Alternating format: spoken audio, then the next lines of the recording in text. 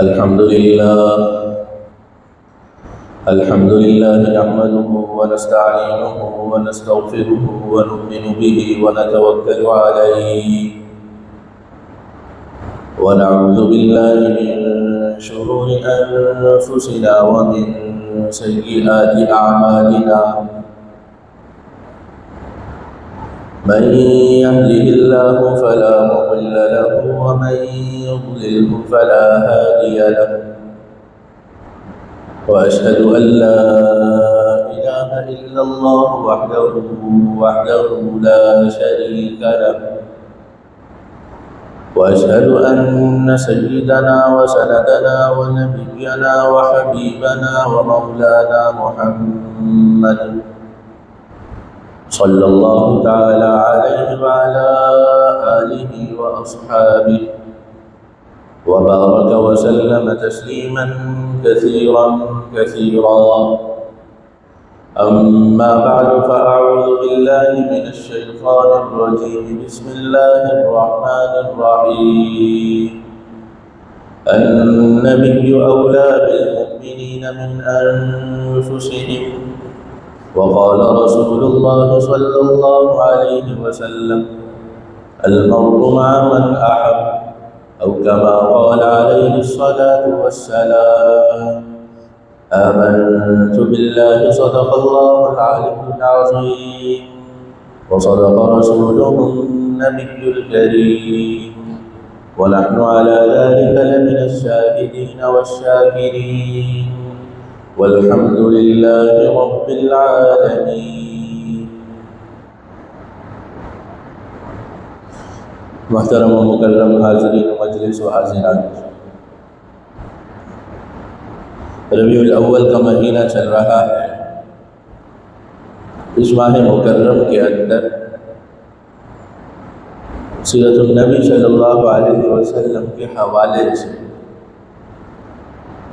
قرآن و احادیث کی روشنی کے اندر آپ صلی اللہ علیہ وسلم کی سیرت کو اجاگر کیا جاتا ہے. آپ صلی اللہ علیہ وسلم کی بعثت کا مقصد بتلایا جاتا ہے. جگہ جگہ آپ دیکھتے ہیں کہ اس عنوان سے جلسے منعقد ہو رہے ہوتے ہیں. حتیٰ کہ بعض جگہوں پر لوگ اپنے گھروں کے اندر ایسے محافل منعقد کرتے ہیں کہ جن کے اندر خواتین کو پردے میں اور اسی طریقے سے مردوں کو وہ سیرت النبی صلی اللہ علیہ وسلم سے آگاہ کیا جاتا ہے. گھروں تک میں بیانات ہوتے ہیں، محلوں میں بیانات ہوتے ہیں، مساجد میں بیانات ہوتے ہیں، دفاتر میں بیانات ہوتے ہیں. اس ماہ مقدس کے اندر سیرت النبی صلی اللہ علیہ وسلم کو جا بجا اجاگر کیا جا رہا ہے. اور وجہ اس کی آپ کو معلوم ہے کہ اس مہینے کو آپ صلی اللہ علیہ وسلم کی پیدائش سے نسبت حاصل ہے. اس مہینے میں قمری اعتبار سے آپ صلی اللہ علیہ وسلم کی ولادت ہے. اس وجہ سے سیرت کے ساتھ سارے احباب وہ دوسروں کو جوڑنے کی کوشش کیا کرتے ہیں. ہر سال یہ ماہ آتا ہے اور گزر جاتا ہے. خدا جانے کتنوں پر یہ ربیع الاول اپنے گزرتے وقت سیرت النبی کا رنگ چڑھا کر گزرتا ہے، سیرت النبی کا رنگ چڑھا کر چھوڑ دیتا ہے. مشاہدے میں یہ آیا ہے کہ یہ محافل اور ایسی تقاریر ان سے بجز اس کے کہ ہم آپ صلی اللہ علیہ وسلم کی سیرت کو سن لیں، ہمیں کوئی معلومات حاصل ہو جائیں اور کچھ کھا پی لیں، آپس میں مل لیں، اس سے بڑھ کر کے کوئی فائدہ نہیں ہو. اس سے بڑھ کر کے کوئی فائدہ نہیں. جس اہتمام کے ساتھ ہمارے معاشرے میں ہر سال ربیع الاول میں ایسا ہو رہا ہوتا ہے، وہاں ہونا تو یہ چاہیے کہ جس وقت ربیع الاول کا مہینہ گزرے تو ہم اپنے آپ سے یہ عہد کر لیں کہ ہم آپ صلی اللہ علیہ وسلم کی سیرت کو اپنائے بغیر اب زندگی نہیں گزاریں. اس سے پہلے اور اس کے بعد کی زندگی میں ہماری واضح فرق، ہمیں یہ سمجھ آئے کہ آپ صلی اللہ علیہ وسلم کو اللہ رب العزت نے ہمارے لیے مبعوث فرمایا، ان کا ہر طور طریقہ، ہر حکم وہ ہمارے لیے ہے، شریعت ہمارے لیے ہے، قیامت تک کے لیے اب کوئی نیا نبی نہیں آئے گا، ہمارے وہی نبی ہیں۔ ہمارے لیے یہ بات قابل فخر ہے، ہمارے لیے مسلمان ہونا قابل فخر ہے، اور آپ صلی اللہ علیہ وسلم کے طور طریقوں کو اپنانا اس سے بڑی فخر کی بات ہمارے لیے ہے کہ کوئی۔ ہمارا دماغ تو یہ ہونا چاہیے، ہمارے ذہن میں یہ بات سمانی چاہیے تھی، اور ہمارے کردار میں اس کا اثر نظر آنا چاہیے۔ لیکن آپ دیکھیے کہ جا بجا باوجود ایسی محافل کے اس کا اثر معاشرے پر نظر نہیں آتا، معاشرے پر نظر نہیں آتا۔ اس کی بڑی وجہ یہ ہے کہ ہم ہر دوسرے شخص کو تو سیرت النبی کے رنگ میں رنگا ہوا دیکھنا چاہتے ہیں، ہر دوسرے شخص سے یہ چاہتے ہیں کہ وہ بالکل ایسا ہو جیسے آپ صلی اللہ علیہ وسلم نے انسان کو ہونے کا فرمایا، مگر اپنے اوپر ہماری نظر نہیں جاتی۔ یہ ایک دوسرے کو درست کرنے کے چکر میں اپنا آپ ہم سے رہ جاتا ہے، اور ہر دوسرے شخص کا یہ حال ہے۔ جس وقت اس کی نظر اپنی طرف ہوتی ہے تو وہ کہتا ہے کہ میں تو سراپا درست ہوں، سر سے لے کر پاؤں تک اس میں کوئی خامی نہیں، اور کوئی زبردستی خامی ڈھونڈنے بیٹھ جائے تو ایک دو خامیاں نکال کر، کوتاہیاں نکال کر بس کر لیتا ہے۔ ایسا نہیں ہوتا کہ اس میں کوئی کوتاہی یا خامی نہیں، بلکہ ایک کہاوت ہے کہ آدمی اپنے لیے بہترین وکیل اور دوسروں کے لیے بہترین جج ہوتا ہے۔ دوسروں پر فیصلہ کرنے میں یہ دیر نہیں کرتا۔ ایک بات اس نے کسی کی دیکھی، بھائی آدمی تو ایسا ہے، فیصلہ کرے۔ ایک بات اپنی اس نے دیکھی، وہاں اپنی وکالت شروع کر دیتا کہ نہیں میرا مطلب یہ نہیں، اور میرا مقصد یہ نہیں، اور اگر ایسا ہوا تو میں ایسا ہوں تو نہیں۔ تو اپنے لیے بہترین وکیل ہوتا ہے، اسی وجہ سے اپنے آپ کو درست کرنے سے رہ جاتا ہے۔ دوسروں کی فکر ہم کرتے رہتے ہیں، اپنی فکر سے ہم رہ جاتے ہیں۔ حالانکہ ہونا یہ چاہیے کہ اس ماہ مکرم کے اندر آپ صلی اللہ علیہ وسلم کی جس قدر سیرت ہم سنیں، سیکھیں، ہم یہ عہد کریں کہ ہم اپنی زندگی کے اندر اس کو لے کر کے آئیں، اپنی زندگی میں ہم لے کر کے آئیں۔ آپ صلی اللہ علیہ وسلم وہ زندگی کے ہر شعبے کے اندر رہنمائی کے لیے تشریف لائیں۔ ان کی زندگی کو آپ پڑھیں گے تو کوئی گوشہ آپ کی زندگی کا ایسا نہیں رہے گا کہ جس کے اندر آپ صلی اللہ علیہ وسلم کی رہنمائی یا ان کی سنت وہ نہ مل جائے، ان کے طریقے وہ نہ مل جائے۔ ہر چیز میں آپ صلی اللہ علیہ وسلم کی ذات گرامی آپ کے لیے نمونہ، ہر چیز آپ دیکھیں۔ آپ صلی اللہ علیہ وسلم کی گھریلو زندگی کو اگر آپ والد ہیں تو دیکھیں کہ آپ صلی اللہ علیہ وسلم کیسے والد تھے، بطور والد وہ کیسے تھے۔ آپ دیکھیں کہ آپ صلی اللہ علیہ وسلم وہ بطور بیٹا کیسے تھے۔ اپنے والدین کے لیے انہوں نے کن تمناؤں کا اظہار فرمایا، والدین کے لیے کیا احکامات دیے کہ وہ ایک بیٹے کو مد نظر رکھنا چاہتے ہیں، بھائی کے لیے کیا احکامات دیے، بہنوں کے لیے کیا دیے۔ اگر آپ شادی شدہ ہیں تو دیکھیں کہ آپ صلی اللہ علیہ وسلم گھر میں کیسے شوہر تھے، کیسے شوہر تھے۔ آپ صلی اللہ علیہ وسلم کا اپنے اہل خانہ کے ساتھ، اپنی گھر والیوں کے ساتھ جو امہات المؤمنین ہیں ان کے ساتھ کیا رویہ تھا، اسے پڑھیں۔ آپ صلی اللہ علیہ وسلم اگر پڑوسی تھے تو کس قسم کے پڑوسی؟ نمونہ تو وہ میرے اور آپ کے لیے، اس قسم کے پڑوسی آپ بنی۔ آپ صلی اللہ علیہ وسلم اگر تاجر ہیں، تجارت کر رہے ہیں تو آپ ہی کے لیے کر رہے ہیں۔ دیکھیے کہ ان کے اندر کون کون سی صفات تھی، کیا کیا کام وہ تجارت کے دوران کیا کرتے تھے، کیسے تاجر تھے، کن باتوں کا انہوں نے تجارت کے اندر کرنے کا حکم فرمایا اور کن سے روکا۔ آپ صلی اللہ علیہ وسلم بطور انسان کیسے تھے، بطور منتظم کیسے تھے، بطور سپہ سالار کیسے تھے۔ کوئی شعبہ زندگی کا ایسا نہیں کہ جس کے اندر آپ صلی اللہ علیہ وسلم کی سیرت طیبہ سے آپ رہنمائی نہ لے سکتے۔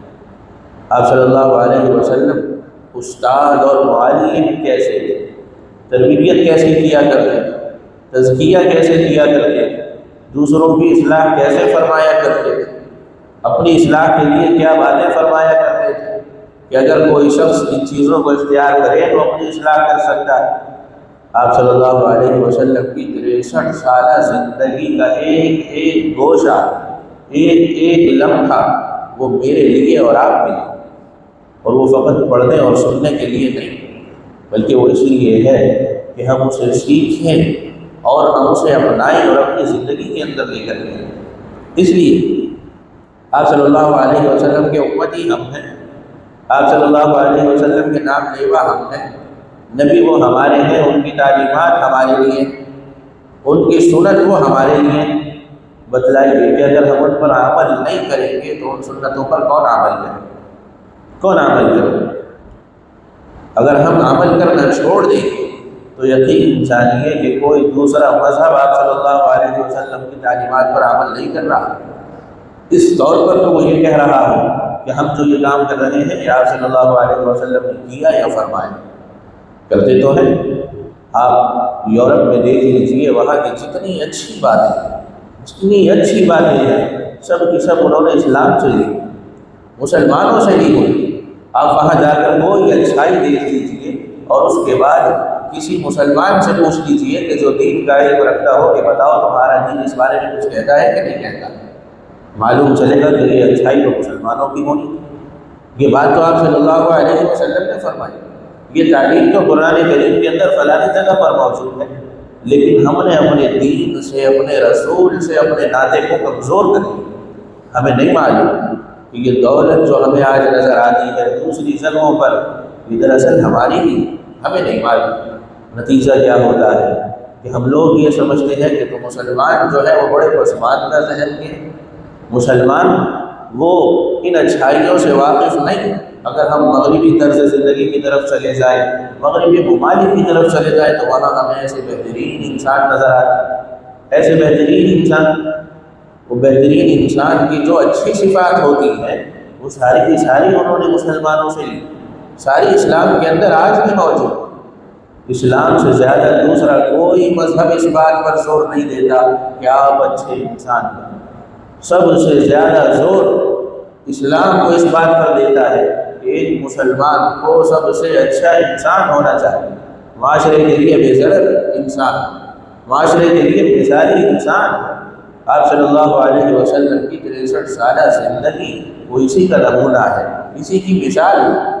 اس سے بہترین زندگی ہو ہی نہیں سکتی، اس سے بہترین انسان کائنات میں آپ پیش نہیں کر سکتے۔ خامی ساری ہماری ہے کہ ہم نے آپ صلی اللہ علیہ وسلم سے اپنے اس تعلق کو کمزور کیا، اور اس تعلق کو کمزور کرنے کے نتیجے میں دنیا میں ہم نے کوئی ترقی نہیں کی، دنیا کے اندر ہم نے کوئی ترقی نہیں۔ ایسا نہیں ہے کہ ہم نے آپ صلی اللہ علیہ وسلم کی کوئی سنت ترک کی ہو تو شاید اس کے بدلے میں ہمیں دنیا کے اندر ترقی مل گئی، دنیا کے اندر بھی ہم پیچھے رہ گئے، اور اللہ رب العزت کی نظر میں بھی اس بندے کا کوئی مقام نہیں کہ جس کی نظر میں آپ صلی اللہ علیہ وسلم کی سیرت کی اور ان کی زندگی کی کوئی قدر و قیمت نہ ہو، کوئی قدر و منزلت نہ ہو۔ آپ حضرات کے سامنے قرآن کریم کی میں نے ایک آیت مبارکہ تلاوت کی۔ اللہ رب العزت وہ بلا شبہ میرے اور آپ کے خالق، مجھے اور آپ کو تخلیق انہوں نے فرمایا، میرے اور آپ کے مالک وہ ہیں، ہمیں تخلیق کرنے والے، ہمیں حکم دینے والے۔ اللہ رب العزت فرما رہے ہیں کہ النبی اولیٰ بالمؤمنین من انفسہم، کہ اے مومنو، ایمان والو، میں نے تمہیں تخلیق کیا، تمہیں میں نے ایمان کی ہدایت دی، تمہاری جانوں کو میں نے زندہ کیا، تمہارے لیے آپ صلی اللہ علیہ وسلم کو میں نے مبعوث کیا، مگر ایک بات جان لو کہ تمہاری جانوں کا تم پر اتنا حق نہیں جتنا اس نبی کا تمہاری جانوں پر حق ہے، تمہاری اپنی جان کا تم پر اتنا حق نہیں جتنا آپ صلی اللہ علیہ وسلم تم پر حق رکھتے ہیں، تم پر تمہاری جان سے زیادہ وہ مقدم۔ اس قدر ٹوٹ کر ان سے اتنا محبت کرنا یہ واجب ہے، ان کی اتباع کرنا وہ ضروری ہے۔ اپنی جان کی اتباع مت کر، تمہاری جان سے وہ بڑھ کر۔ آج آپ یقین جانیے کہ اس آیت مبارکہ کو سامنے رکھ کر آپ دیکھیں کہ ہماری سر سے لے کر پاؤں تک جو حرکات و سکنات ہیں، ان میں ہم نے اپنی جان کو، اپنی خواہش کو، اپنے نفس کو کتنا آگے رکھا ہوا ہے، اور آپ صلی اللہ علیہ وسلم کی ذات کو کتنا آگے رکھا۔ دیکھیں، آپ کو حقیقت سمجھ میں آ جائے۔ اگر آپ کو اللہ رب العزت نے سر دیا ہے تو آپ صلی اللہ علیہ وسلم کو اللہ رب العزت نے سر مبارک عطا فرمایا۔ آپ صلی اللہ علیہ وسلم نے اس سے متعلق احکام بتلائے، چہرے سے متعلق بتلائے، دانتوں سے متعلق بتلائے، کانوں سے متعلق بتلائے، پورے جسم سے متعلق بتلائے، لباس سے متعلق بتلائے، کھانے پینے سے متعلق بتلائے، اٹھنے بیٹھنے سے متعلق بتلائے۔ کوئی گوشہ زندگی کا آپ صلی اللہ علیہ وسلم نے ایسا نہیں چھوڑا کہ جس میں آپ صلی اللہ علیہ وسلم نے کوئی رہنمائی نہ دی۔ حتیٰ کہ آپ صلی اللہ علیہ وسلم نے صحابہ کو طہارت کا طریقہ، قضاء حاجت کا طریقہ وہ بھی سکھلایا اور بتایا۔ اس سے پہلے کیا آپ سوچتے ہیں کہ انسان قضاء حاجت کے لیے نہیں جاتا تھا؟ انسان کو طہارت کا معلوم نہیں تھا کہ وہ پاک صاف نہیں رہتا تھا؟ باوجود اس کے آپ صلی اللہ علیہ وسلم انہیں قضاء حاجت کا طریقہ بھی سکھلا رہے ہیں، استنجے کا بھی بتلا رہے ہیں، طہارت کا بھی بتلا رہے ہیں، تیمم کا بھی بتلا رہے ہیں۔ اور اس وقت جو ان کے مالحین ہیں، عناد رکھنے والے ہیں، کافر ہیں، مشرک ہیں، وہ یہ باتیں کر رہے ہیں کہ دیکھو یہ کیسا دین ہے اور یہ کیسا شخص ہے جو نبی ہو کر ان کو ایسی باتیں سکھا رہا ہے کہ تم نے استنجا کیسے کرنا ہے، تم نے پاکی کیسے حاصل کرنی ہے، یہ اس کو وحیات ہے، یہ کوئی آسمان سے آنے والی چیز ہے؟ یہ باتیں اس وقت کفار اور مشرکین کیا کرتے ہیں۔ اور یقین جانیے کہ ہمارے معاشرے میں مسلمان آج کا وہ یہ باتیں کر رہا ہو، آج کا مسلمان وہ یہ باتیں کر رہا ہو کہ اب تو دنیا کے حالات بدل چکے ہیں، اب ان سنتوں کا کیا معنی رہ گیا؟ سنتوں کو سنت سمجھنے سے انکار کر لیا۔ ایسے محققین دستیاب ہوتے ہیں جو یہ کہتے ہیں کہ آپ صلی اللہ علیہ وسلم نے اپنے رواج کے مطابق چیزوں کو اختیار کیا ہوا تھا، ان کا اسلام سے اور سنت سے کوئی تعلق نہیں۔ پھر ہم دعویٰ کرتے ہیں کہ ہم عاشق رسول بھی ہیں، ہمیں آپ صلی اللہ علیہ وسلم سے محبت بھی ہے۔ ایک جماعت صحابہ کرام رضوان اللہ تعالیٰ علیہ اجمعین کہ آپ صلی اللہ علیہ وسلم کی معیت جسے نصیب ہو، آپ صلی اللہ علیہ وسلم کی محبت ان حضرات سے بڑھ کر وہ کسی کے دل میں نہیں ہو۔ آپ صلی اللہ علیہ وسلم سے انہوں نے اسلام کا ایک ایک حکم کو سیکھا۔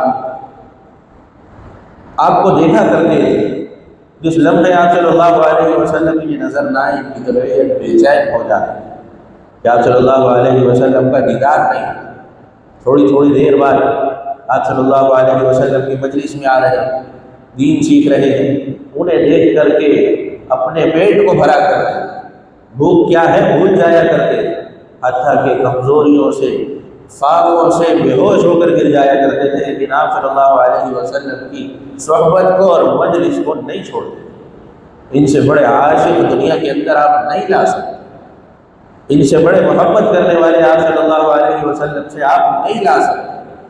حتیٰ کہ آپ صلی اللہ علیہ وسلم نے خود یہ بات فرما دی کہ تم میں سے کوئی شخص اگر احد پہاڑ کے برابر بھی سونا چاندی صدقہ کر دے اور وہ یہ سمجھے کہ میں نے کوئی بڑا عمل کیا ہے کسی صحابی کے عمل کے مقابلے میں، تو یقین جانے کہ اس نے جو ایک مٹھی بھر کر کے کچھ اللہ کی راہ میں دیا اس کے برابر بھی تم نے یہ کام نہیں کیا۔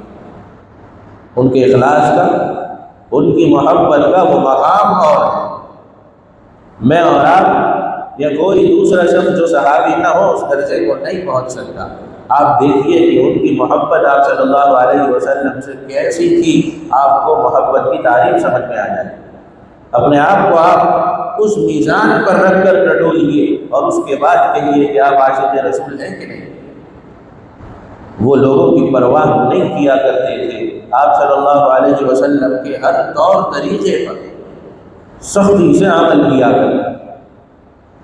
اس کی بھی حاجت انہیں نہیں ہوتی تھی کہ کسی بات کا آپ صلی اللہ علیہ وسلم حکم فرمائیں، کسی بات کا آپ صلی اللہ علیہ وسلم حکم فرمائیں، بلکہ آپ کو دیکھ کے اور آپ کو دیکھ کر اپنے آپ کو درست فرما لیا کریں۔ آپ صلی اللہ علیہ وسلم کی صورت کی طرح اپنی صورت کو بنایا کریں، ان کے لباس کی طرح اپنے لباس کو رکھا کریں، جو دیکھ رہے ہیں کر رہے ہیں۔ حتیٰ کہ آپ صلی اللہ علیہ وسلم کو یہاں تک ان کو کہنا پڑتا کہ یہ کام تم کرو، یہ کام تم نہ کرو۔ مثلا ایک نماز کے اندر آپ صلی اللہ علیہ وسلم امامت فرما رہے ہیں، پیر مبارک کے اندر آپ نے اپنے نالین وہ پہنے ہوئے، نماز کے اندر اگر جوتا صاف ہو تو نماز کے اندر اسے پہننے میں کوئی مظاہرہ اور کوئی حرج نہیں۔ جوتا اگر پاک ہو اور صاف، ہمارے ہاں تو مسجد کا ماحول ہوتا ہے تو اس کی صفائی کی خاطر ہم اپنے جوتوں کو باہر رکھ دیتے ہیں، وہ پاک ہو کہ ناپاک ہو کہ بھائی اندر ہی مت لاؤ، ننگے پیر ہم پڑھتے ہیں، مگر پاک جوتے کو پہن کر بھی نماز ہو جائے۔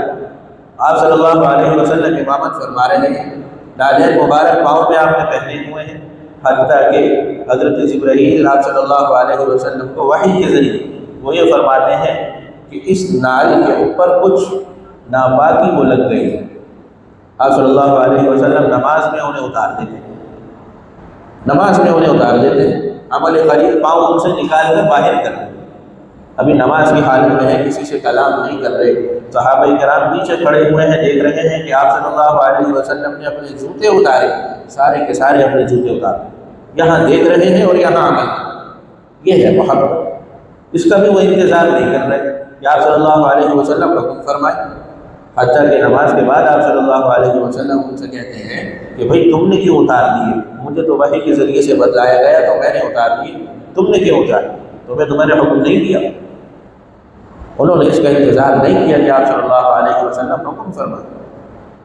صلح حدیبیہ کے وقت، جس وقت آپ صلی اللہ علیہ وسلم وہ ارادے سے گئے تھے مکہ معظمہ کی زیارت کے، مگر درمیان میں رہ گئے، معاہدہ ہو گیا،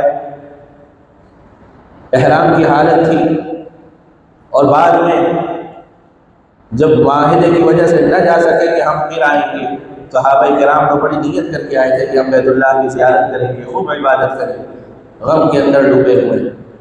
آپ صلی اللہ علیہ وسلم نے ان سے آ کر کے کہا کہ اپنے بالوں کو اتارو، اپنے احرام کو کھول لو، اور وہ غم کی اس کیفیت میں تھے کہ انہیں یہ بات معلوم نہ چلے کہ آپ صلی اللہ علیہ وسلم ہمیں حکم فرما رہے ہیں۔ آپ صلی اللہ علیہ وسلم نے جب یہ بات دیکھی تو وہ اپنے خیمے میں تشریف لائے اور ام المؤمنین ان سے مشورہ کیا، کہا کہ آج مسلمانوں کے غم کی عجیب حالت ہے، یہ تو میری بات سنتے ہی کھڑے ہو جاتے ہیں، آج میں ان سے کہہ رہا ہوں یہ کسی غم کی کیفیت کے اندر۔ میں نے کہا اور کسی بھی شخص نے اپنے بال نہیں اتارے۔ ام المؤمنین وہ آپ کو یہ مشورہ دیتی ہیں کہ یا رسول اللہ، یہ آپ کی زبان ایسی ہے کہ یہ جیسے آپ کو دیکھتے ہیں وہ کرنا شروع کر دیتے ہیں۔ آپ ایک کام کیجئے کہ خیمے سے باہر تشریف لے جائیے اور بغیر کچھ کہے آپ اپنے بال اتروانا شروع فرما دیجیے، اپنے بال اتروانا شروع فرما دیجیے۔ آپ صلی اللہ علیہ وسلم باہر آئے اور حکم دیا کہ بھئی ان کے بال اتارے جائیں۔ صحابہ نے دیکھا تو غم کی کیفیت کیا تھی انہیں کچھ نہیں معلوم، سب کے سب اپنے بال اتارنے کے لیے تیار۔ کیا صلی اللہ علیہ وسلم وہ یہ کام کر رہے ہیں تو ہم نے یہ کام، سارے کے سارے سب نے اپنے بال اتارے اور احرام کو کھولے۔ اسی طریقے سے جو کام بسا اوقات دین میں سے بھی نہیں ہوتے تھے، ان کاموں کو بھی وہ ترک نہیں کرتے۔ مثلا حضرت عمر رضی اللہ تعالی عنہ ایک مرتبہ سفر میں جا رہے ہیں، ایک جگہ پر رکے اور تھوڑی دیر کے لیے قضاء حاجت کے طور پر تشریف لے گئے اور واپس آئے، اور یہ کہنے لگے کہ آپ صلی اللہ علیہ وسلم کے ساتھ میں یہاں سے گزرا تھا تو آپ صلی اللہ علیہ وسلم نے تقاضے کے لیے یہاں اپنی سواری کو روکا، یہاں لے جا کر کے انہوں نے یہ کام انجام دیا، مجھے کوئی تقاضا درپیش نہیں تھا، میں فقط آپ صلی اللہ علیہ وسلم کی اتباع میں ایسا کر رہا ہوں۔ یہ دین کا حکم نہیں ہے کہ جہاں آپ صلی اللہ علیہ وسلم وہ گزرتے ہوئے رکے ہوں تو ادھر رکنا ضروری ہے، مگر محبت کا عالم دیکھ لیجیے کہ جہاں آپ صلی اللہ علیہ وسلم کو انہوں نے تھوڑی دیر کے لیے بھی رکتے ہوئے دیکھ لیا، ان کی طبیعت اس بات پر آمادہ نہیں تھی کہ وہاں سے بغیر رکے گزرا جائے، وہاں سے بغیر رکے گزرا جائے۔ آپ دیکھیے بڑے بڑے درباروں کے اندر حضرات صحابہ کرام رضوان اللہ تعالیٰ علیہ اجمعین، ان کا جانا ہوا، آپ صلی اللہ علیہ وسلم کی چھوٹی سی سنت جسے آج ہم سنت بھی نہیں سمجھتے بلکہ بسا اوقات اسے خلاف سنت یہ سمجھ رہے ہو، اسے بھی وہ نہیں چھوڑتے۔ مثلا 2 صحابیوں کا واقعہ ہے، ایک بادشاہ کے دربار جنگ سے پہلے بات چیت کے لیے وہ حاضر ہوئے، اس وقت بیٹھ کر کھانا کھا رہے تھے تو ان سے ایک لقمہ وہ دسترخوان پر گر گئے، ایک لقمہ دسترخوان پر گر گئے۔ آپ صلی اللہ علیہ وسلم کی تعلیم یہ ہے کہ کھاتے ہوئے اگر کوئی لقمہ گر جائے تو اس کو اٹھا لو، جھاڑ کے بسم اللہ اس پر پڑھو اور کھا لو، اسے ضائع نہ کرو۔ نیچے گرا ہے، ہاتھ سے چھوٹ گیا ہے، ناپاک تو نہیں ہوا، خراب تو نہیں ہوا، دسترخوان پر ہے، دسترخوان صاف ہے، اسے اٹھاؤ۔ اپنے آپ کو تسلی دینی ہے تو بہت زیادہ اسے جھاڑ لو، بسم اللہ پڑھو اور کھا لو۔ اب اس وقت یہ ان لوگوں کے درمیان بیٹھے ہوئے ہیں کہ جن کی بڑی سلطنت ہے، بڑے بڑے بادشاہ ہیں، اب ان سے یہ لقمہ نیچے گرا، وہاں یہ ہاتھ بڑھا رہے ہیں کہ میں اسے اٹھاؤں۔ دوسرے ساتھی جو ان کے ساتھ ہیں وہ انہیں ہلکے سے ایسے کچوکا لگاتے ہیں مچھلی کے، بیٹھے بیٹھے جیسے گولی مار دیتے ہیں کہ بھئی یہ شخص اس حرکت سے رک جائے، تو اسے وہ ایسے گولی مار دیتے ہیں۔ اور دماغ ان کا یہ ہوتا ہے کہ ہم ایسے بڑے لوگوں میں بیٹھے ہوئے ہیں، کہیں یہ مسلمانوں کے بارے میں یہ تصور نہ لے لیں کہ یہ عجیب ندیدے اور بھوکے ہیں، گرا ہوا نوالا بھی نہیں چھوڑتے، کہیں یہ تصور نہ لے لیں۔ کھانے کا تو اتنا ہمارے سامنے ڈھیر لگا ہوا ہے، تو پھر یہ دیوالے کے پیچھے یہ کام کرنا، یہاں کا شاید یہ عرف نہیں ہے، یہ اسے برا سمجھیں گے، جانیں گے تو اس بات کو جانے دیں، نیچے گر گیا ہے گر رہے، تو ہلکے سے یہ بات ان سے کہتے نہیں ہے بلکہ ہلکے سے انہیں تھوڑی سی ایسے ضرب لگا۔ دوسرے بھی صحابی ہیں، ان کی یہ بات وہ سمجھتے ہیں، اور اس کے بعد ایک تاریخی جملہ ارشاد فرماتے، تاریخی جملہ فرماتے ہیں کہ اترک سنت رسول اللہ صلی اللہ علیہ وسلم لہؤلاء الحمقاء، کہ آپ صلی اللہ علیہ وسلم کی سنت کو اور ان کے طریقے کو کیا میں ان بے وقوفوں کی وجہ سے ترک کر دوں؟ یہ بے وقوف کون ہے؟ یہ بادشاہ ہے، اس وقت بیٹھے ہوئے ہیں، زمینوں کے مالک ہیں، جائیدادوں والے ہیں، ان کی اپنی بڑی شان ہے، مگر جب ان کی شان آپ صلی اللہ علیہ وسلم کی سنت کے مقابلے میں آئی تو وہ فرما رہے ہیں کہ یہ بے وقوف ہے۔ میرے لیے تو اس سے بڑی فخر کی کوئی بات نہیں کہ میں آپ صلی اللہ علیہ وسلم کی سنتوں پر عامل ہوں، میرا مقصد ہی ہے، مجھے یہ جو 6 فٹ کا جسم اللہ رب العزت نے دیا ہے یہ اسی لیے دیا ہے کہ اس کے اندر آپ صلی اللہ علیہ وسلم کی سیرت کے اور سنتوں کے رنگ ڈھلیں، اور میرا دنیا میں کوئی کام نہیں۔ دنیا میں آپ صلی اللہ علیہ وسلم نے شادی بھی کی، ہم نے بھی کر لی، تجارت کی، ہم نے بھی کر لی، دنیا کے سارے کام انہوں نے انجام دیے، ہم نے بھی کر لی۔ وہ ہمارے لیے نمونہ ہے، ان کی زندگی اور ان کی سنتوں کو ہم نے دیکھنا ہے اور انہیں اپنی زندگی میں اپنی جانوں پر فوقیت دیکھیں، اپنی جانوں پر اپنی خواہش کو پیچھے کچلنا ہے، ان کی سیرت اور ان کی سنتوں کو سامنے رکھنا ہے۔ یوں حقیقی معنی کے اندر اگر ہم عہد کریں تو آپ صلی اللہ علیہ وسلم کی سیرت سے ہم فائدہ اٹھا سکتے ہیں، ورنہ ہر گزرتے ربیع الاول کی طرح یہ ربیع الاول بھی گزر جائے گا، اور شاید اپنے آپ کو ہم طفل تسلیاں دیتے رہیں کہ ہم حقیقی معنی میں مسلمان ہیں، حقیقی معنی میں عاشق رسول ہیں، مگر یہ ہم اپنے آپ کو گمراہ کر رہے ہیں۔ اس کا پیمانہ میں نے آپ کو بتا دیا کہ اپنی محبت اور اپنا عشق وہ آپ صلی اللہ علیہ وسلم سے آپ کو کتنا ہے۔ حضرات صحابہ کرام رضوان اللہ تعالیٰ علیہ اجمعین کے ترازو میں توڑ کر دیکھیے، اور آپ کو جس قدر کمیاں ہوں انہیں دور کیجیے۔ دعا ہے کہ جو کچھ کہا سنا اللہ رب العزت مجھے اور آپ کو اس پر عمل کرنے کی توفیق نصیب فرمائے۔ وآخر دعوانا الحمدللہ۔